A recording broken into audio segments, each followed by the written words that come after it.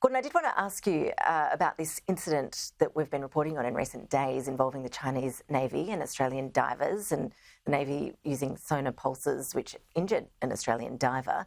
Our Prime Minister, Anthony Albanese, has been under pressure over his handling of this incident. We've seen in an interview with my colleague Annalise Nielsen today, Kevin Rudd, the US Ambassador for Australia, has been defending the Prime Minister's conduct here, pointing out that diplomacy is, by its nature, needs to be diplomatic and it's delicate, and that world leaders don't often expose everything that they've discussed in private meetings. Should Anthony Albanese have been a bit more transparent, though, around this particular incident?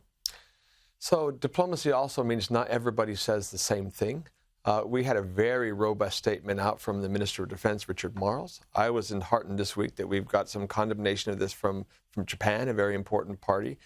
We have both our Minister of Defense and our Minister of Foreign Affairs in India for these 2+2 meetings, and there was a statement that came out there which referred to that as well. So, this idea of building international support to condemn these types of activities is itself diplomacy itself. I know that there are some here that would love to just feel satisfied for calling a spade, that probably took great pleasure to see Joe Biden responding to a question saying, well, yes, Xi Jinping is a dictator. But the question is, once you feel good having said that, what next? And so we don't know what happened in private. Again, diplomacy doesn't mean that you're using kind of a bullhorn to say these things. The question is, does a public condemnation of Xi Jinping advance Australia's interest now, or who does the saying? And so that's clearly the issues that the government is wrestling with right now, and it's not unique to Australia. Every government faces those same challenges. Plenty of interesting comments from Ambassador Rudd in this interview with Annalise Nielsen today. One is around Taiwan, and he seemed to be suggesting that we shouldn't assume that Australia would rush to the US's side if there is a conflict in Taiwan and the US intervenes. Is that, again, just diplomatic speak?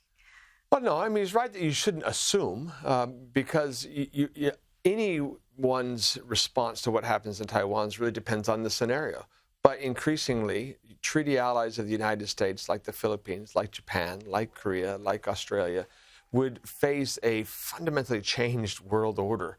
And you have to remember that there are an awful lot of Australian citizens. Increasingly now, all the Australian journalists that used to be in China are now based out of Taiwan, as there are Japanese and Korean and other international citizens all in Taiwan. So if we talk about it in the abstract, you can say, sure, don't assume they'd be involved. But when the shooting starts, or hopefully it never does, but if it does start, all of a sudden the political dynamics shift dramatically. And so I think you just need to take those things with a big grain of salt. Gordon Flake, always appreciate your time. Thank you. Pleasure.